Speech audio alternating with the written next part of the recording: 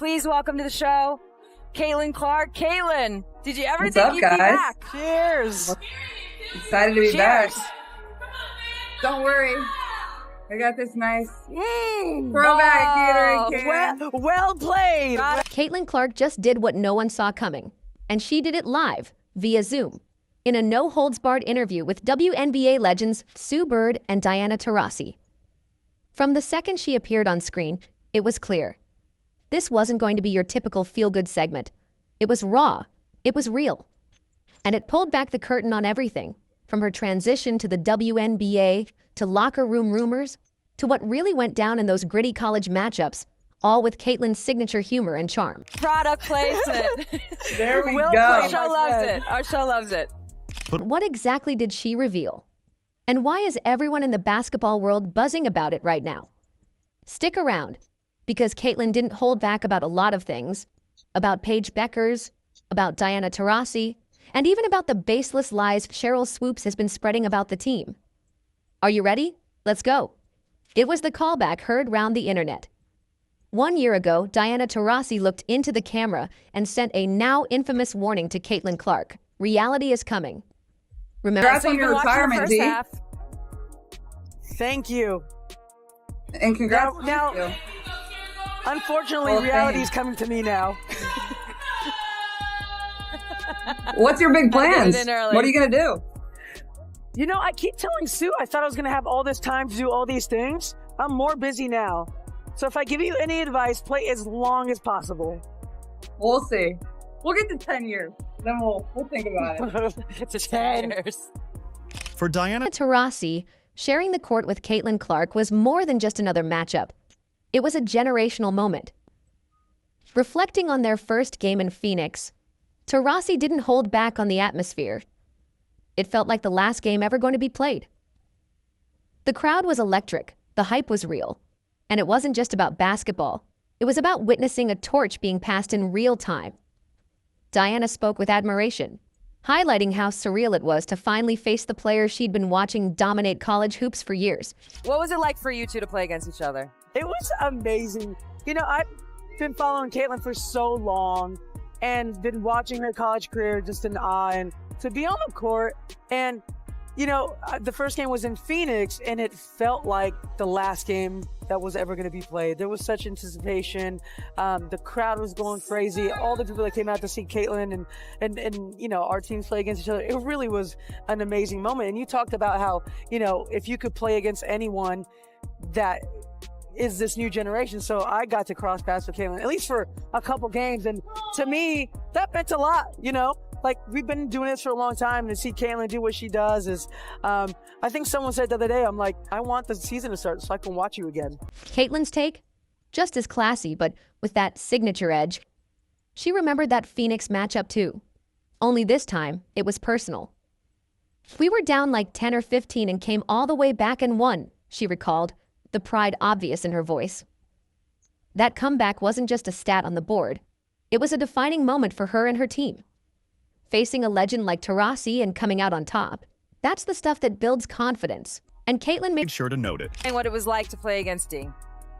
Well, I was saying, like, that game in Phoenix, because we only played in Phoenix one time. And it was before Olympic break. Obviously, we had All-Star there too, but it was a great game. Honestly, I'm pretty sure we were down like 10 or 15 and came all the way back and won. That was like our first like win versus a team that was above 500. So thank you. I appreciate that. Great. But beneath Beneath the competitive fire, there was mutual respect. The moment became bigger than just a single game. It was a clash of eras, captured in real time. Caitlin and Diana may be on different ends of their careers, but the impact they're both making? That's timeless. And as they joked and smiled through the memory, one thing was clear. This was more than banter. It was basketball's past and future, sitting in perfect harmony. Caitlin, how excited are you for this next WNBA season?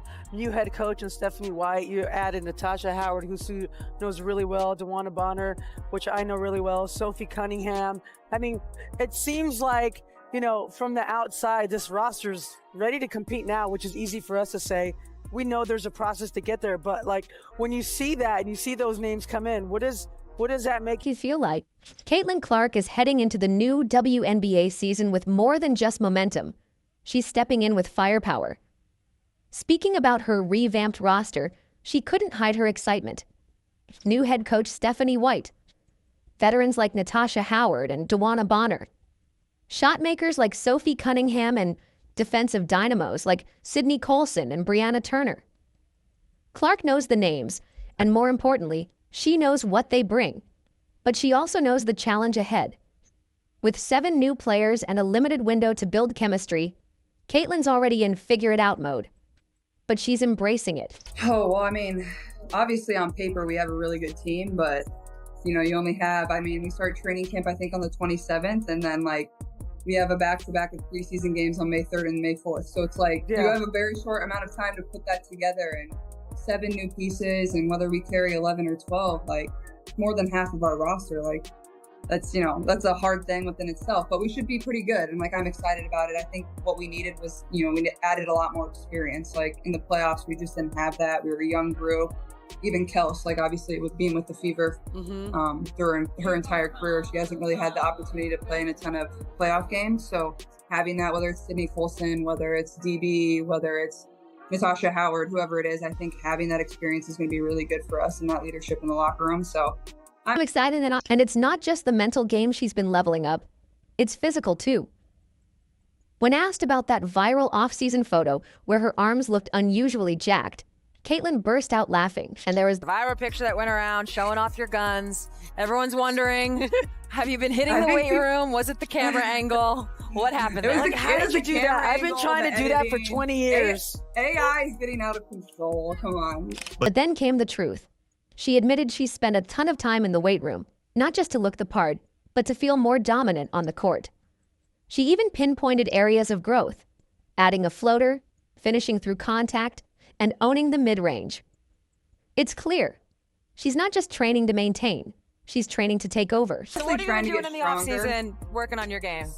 You're trying to get stronger, like a lot of time in the weight room, and it's like something like I kind of enjoy, so it's been pretty easy for me to like spend time in there and really work on that part of my game. And you know, I think the biggest thing on the court is just like that mid-range area. Like I got pretty uncomfortable in there when I would get in there, whether that's like I didn't really have any floater, I didn't like taking a mid-range jump shot, so just getting more comfortable like when I get my feet kind of into the paint, and honestly trying to just add a floater to my game, and you know, finishing through contact and little things like that. But I think just going back to the weapons that we've added this year, like there's going to be so many different things that we're able to do that I think it'll be able to make my life a little bit easier, and it should make everybody's life a little bit easier on our team. That level of self-awareness is rare, especially for someone who's still so early in their pro career.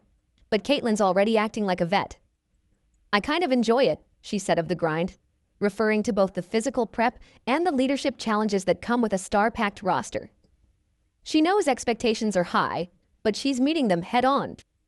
Remember that time when Cheryl Swoops was saying that the Indiana Fever locker room is toxic? People in the Fever were like, y'all had it? That's not my point. There's a lot of other shit going on that players are like, this ain't where I want to be. Over there. Yeah. So yeah, like they move on around there a lot. So you have players that are very significant on this Indiana Fever team that are like, I don't want to be here. This is where I want to be. Yeah. Well, Caitlin Clark's finally addressed that head on. That whole week was like, Indiana, they don't get along, you know, all this. And I'm like, great. And then I'm like, this is the most together team I've ever seen. Is that one of the hardest things for you as a pro now? Just seeing all the narratives like that one, that your team didn't get along, and just having to literally ignore it, deal with it, even though you know it's not true? She confirmed what we all knew all along. What Swoops said were simply not true. I think it's something you kind of just become used to. Is like people think they know what's going on inside of your locker room, and they just don't. At the end of the day, it's just, you know, the girls that you have in there, and then obviously your coaching staff, and that's all that matters. And honestly, like, the best thing about last year is like we honestly had so much fun together. Yeah, we lost our first 8 games or whatever, but like we wouldn't have won if we didn't have a tight-knit circle or a good locker room. And that's the reason we kind of turned everything around, is just we like needed some time. We were a young group, and you know, we figured it out. But yeah, it was really fun, honestly. Caitlin Clark knows what it's like to go to war with UConn. and she remembers every moment.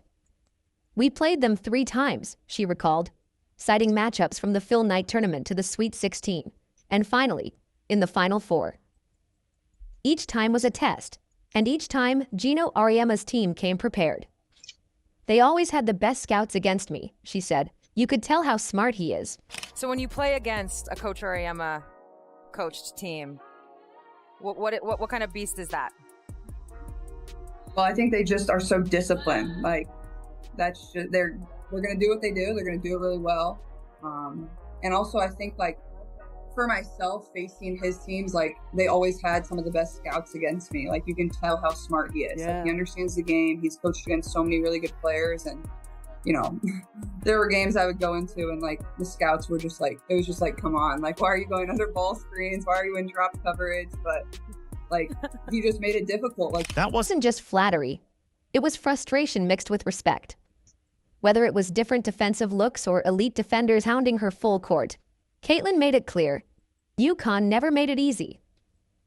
He always had something in his back pocket, she said about Gino, and that made every game a chess match. he would throw different defenders at me, and obviously having Nika Mule last year, like, she's probably one of the better defenders that I've faced. Like, she's just up in your grill. She'll pick you up 94 feet, like, but then he just always has an answer, has different people, and I think that's one of the best things about him. Like, he has one game plan, but then he has something in his back pocket that he can go to, and that's going to bother you again. But it's Not just the program Caitlin respects, it's the players too. When asked about Paige Beckers, her tone shifted into admiration mode. Her poise, Caitlin said immediately. That's something you need coming into the W.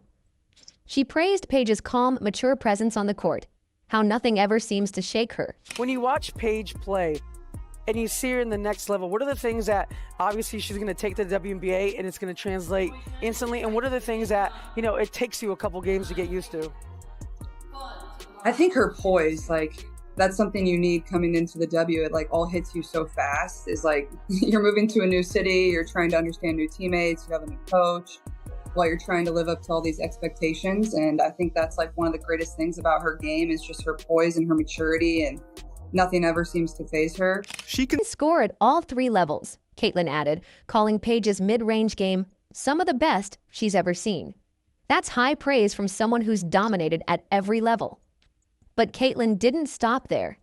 She noted Paige's versatility too. She can play point guard or off the ball. That'll be interesting. next to Arike. I think she'll honestly fit right in. So, maybe, and Yeah, like, so Caitlin, that arena's fun to play in too. Like, it's a small place. Yeah. It's loud. You know, honestly, they should move every game to American Airlines, because I think Paige has that type of draw. Like, she'll be able to bring those type of fans in. I know we're playing there one of our games. Hopefully the other one gets moved too. We would appreciate that, Dallas Wings, if you can move the other one. But Putting the I pressure love on. them. I love this. You know The conversation's getting good when it turns to technical fouls. And with Diana Taurasi, Sue Bird, and Caitlin Clark all in the mix, it didn't disappoint. Speaking of How much D loves refs and Duh. technicals and ejections. Here's the time Diana got ejected and sent me this photo from the locker room. oh my gosh, you got Got tossed. LOL. Got tossed. That's awesome.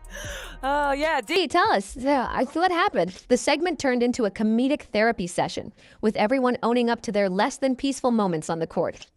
Diana proudly wore her rep, sharing how she once got tossed after picking up a tech in both the first and third quarters. It was time to go home. she laughed. I think I picked one up quick in the first quarter, which is you're always doomed when you pick up a quick one. And then I picked one up in the third quarter, and it was time to go home. So Yeah. I took my ass to the back and chilled out, and my team got the win, and we went from there. But How I many had to make. technicals did I you had get to- last year? Say that again, Caitlin. How many technicals did you get last year? So last year, I think I think the limit is 7, and It's you get 7. Yeah, suspended. you got 6. I got See that? Sue, on the other hand, claimed her near-perfect record, earning eye rolls and teasing from both sides. That's when the spotlight hit Caitlin. I got 6, she admitted, referring to the WNBA's 7-tech limit.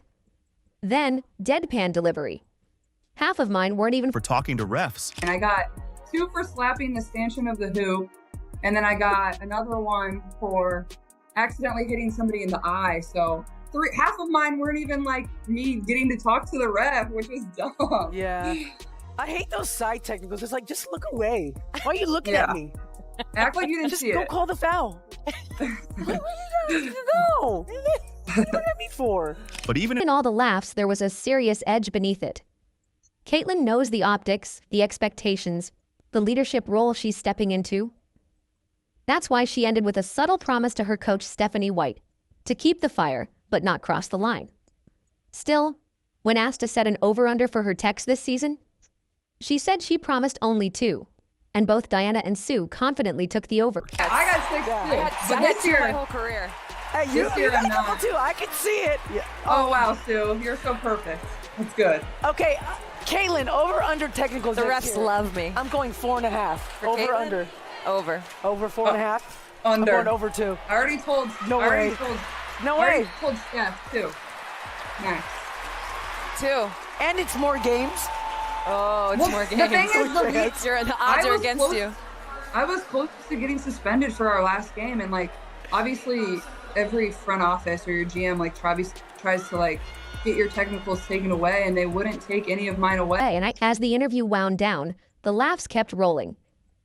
Diana teased Caitlin about the infamous WNBA All-Star setup game, calling it a trap for the newbies, while Caitlin, cup in hand, just smiled and said, "I had a great time."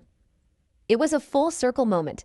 Legends and the league's newest star, bonding over shared stories, wild games, and the chaos that makes the WNBA unforgettable.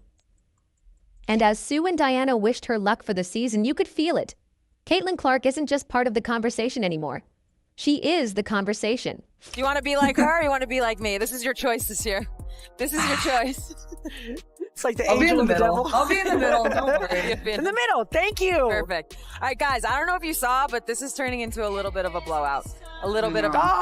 Oh my God. We are going to take a look at some memories. Caitlin versus Dee in the All-Star game in Phoenix. As Diana likes to call it, the ultimate. That's the setup game. It's a setup game. Caitlin, when you're on the next national team, don't play in that game. It's the ultimate setup. It's a setup. It's a setup. You guys are all None of loose. you guys. You guys are all loose. Smile. I was having fun. I had a great wanted you to time. have fun. I had a great time. Yeah, I look had at my Sue. cup in my hand. I had a great time. Who's having the best Sue, time ever? Sue said Caitlin, she was thank you rooting so- for the team WNBA. I was on that side of the court. Caitlin Clark didn't just join the conversation, she owned it. In a room, well, a Zoom, with 2 of the greatest to ever do it, she proved that she's not just hype. She's sharp, she's grounded, and she's got the kind of edge that makes legends nod in approval. From playful jabs to raw honesty, she showed exactly why the future of women's basketball is in very good hands. And if this interview is any sign of what's coming next, on the court and off, we're all in for something special. Let us know in the comments how excited you are, because training camp will happen in a few weeks and preseason in less than a month. Like, subscribe, and turn on all notifications so you never miss out.